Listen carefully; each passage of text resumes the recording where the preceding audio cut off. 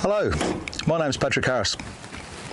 Those of you that have seen my channel for the first time, welcome. Those of you that have come back to have another look, welcome back. Please, if you haven't, I don't guess you wouldn't have yet, but please like the channel, hit subscribe and the notification button. It helps us as we're moving forward. So we worked with a little guy, or a horse, about 2 weeks ago, and I haven't spent much time with him since then. So he's back in the yards today. So this morning he was asked to move around a little bit in the yard, and that was it. So that went for about 10 minutes. That was videoed, and so we've done that with him. So he's back to the point where I'm ready to move forward and keep going with him. I had a really good conversation with Lorraine from South Australia, and it was a common sense conversation with what somebody else could see with how the training was going, and it was fantastic. So what we were saying in the first video was this guy has been handled once, which is absolutely correct. But how did that relate to him? So what understanding would he have from being run up a race, having a head collar thrown on him, and then being let out into a yard where he's then thrown on the ground, gelded, let back up and run back out of the yards? So just to put it into perspective, his understanding of people wouldn't be that polite. And when I've had it in the yards in the past, he has been very jumpy. So his confidence wouldn't have been fantastic after that. The communication that was given between the people and the horse was one of brutality. The respect and trust, what did we earn with that? Nothing. Nothing at all. Actually, if anything, it went the other way, totally. So this guy now, he's in a spot, and with this training style, is to train him and program him for the life ahead. He's 7.5, it's time for him to move forward. So let's move on with it. So today, like I said, there's about 10 minutes spent there just rehashing what we've already done. So as I come into the yard, might be a good name for him, Brutus. I know that there's a lady that gave a name for him. Now as you can see, like, I've changed yards to do this. So this is just about getting in close and to start to work with him. Okay, so I got my hand on him. He's breathing relaxed, his head's dropping. So I guess the idea behind my style of training is that we're always, and I'm standing here for a reason and standing with him, just to give a bit of time, just to let him know that he's safe. So my style of training's not about forcing my will upon him, but it's more about working with him and when he's ready to go and ready to do something. So we teach that in our schools, so that he's always got an idea, not an idea, we're after him to respond, not to react. And right now he's doing absolutely brilliantly.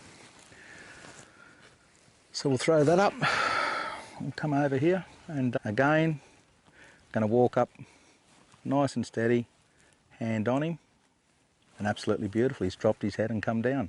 So when the head's up, it's probably a time to give him a bit of room and let him think about things.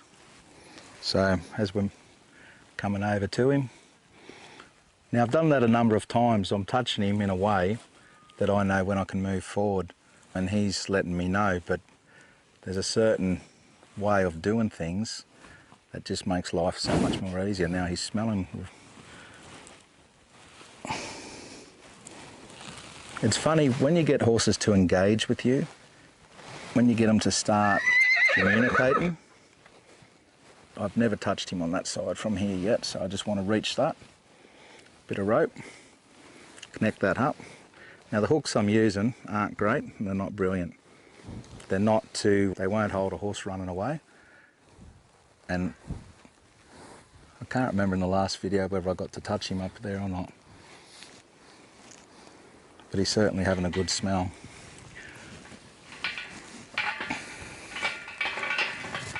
So now for the head collar.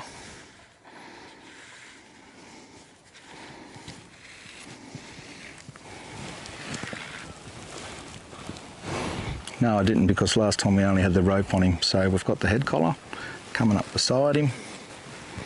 Now, if you have a look at him, his back leg on the other side's ready to move. This one, he's pointing towards me. So nice and gently, and on that goes. Now, if you can see what he's doing, he's really well engaged. But it's not just about working with his body, we've got all his senses to work with as well. So we've got his eyes, his ears, his nose. G'day, mate.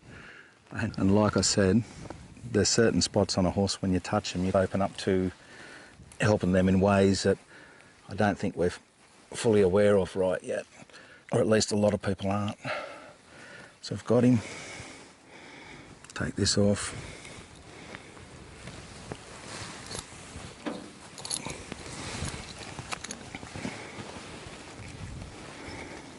Okay, now I'm going to leave that off just for a moment. I'm just going to duck outside and grab something and I'll be back.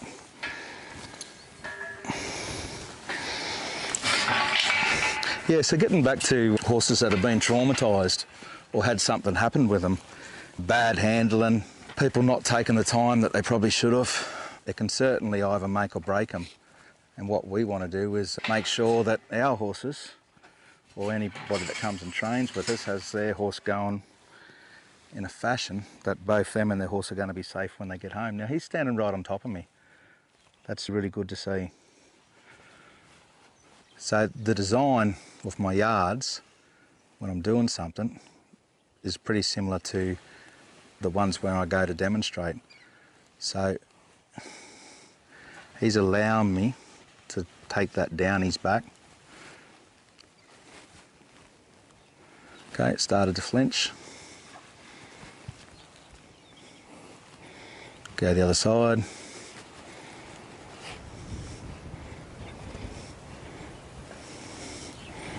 Good boy. Come back up to the head.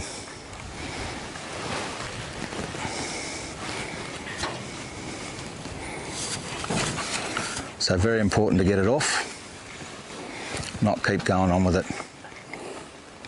Come back to where he's comfortable.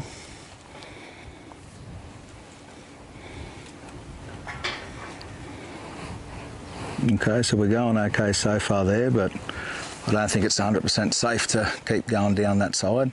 So when we come here, we're going to just trace that outline. Now, last time we had the rope on him for a while in the yard and he got to get that all over his body, so that was quite good. So just nice and gently now. Now again, this isn't a rush thing, this is a... Now, probably went a little bit too far with that, but this is a way of getting him. Over you get, mate. This is a way of getting him to understand that when I'm touching him, he's not going to get hurt. Now when he gets to a certain point and I can see him starting to flinch, I don't want him to start to kick like he just did.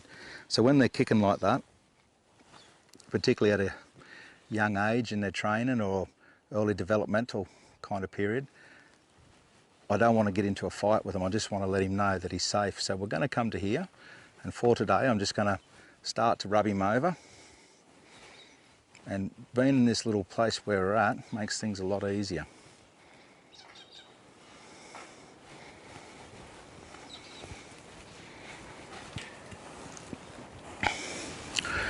So we're just taking it a little bit further forward every time.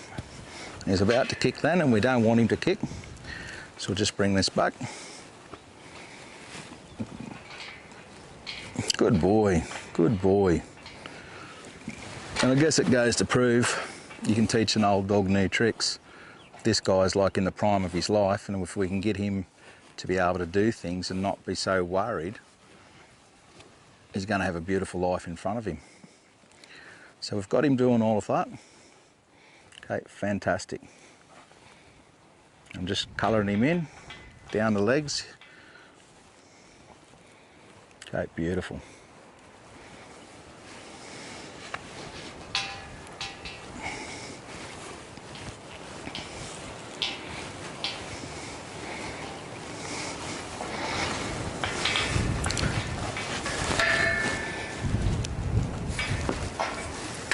So we've got him to this point now where he's allowing us to go pretty well down his back down and starting to head towards his hock. I'm not going to keep going with that now. He's done plenty of that. What we will do is I'll bring him out and I'll start working him with the rope shortly. But I'm going to give him a bit of time off for a little bit. He's done enough, and I'll talk to you soon.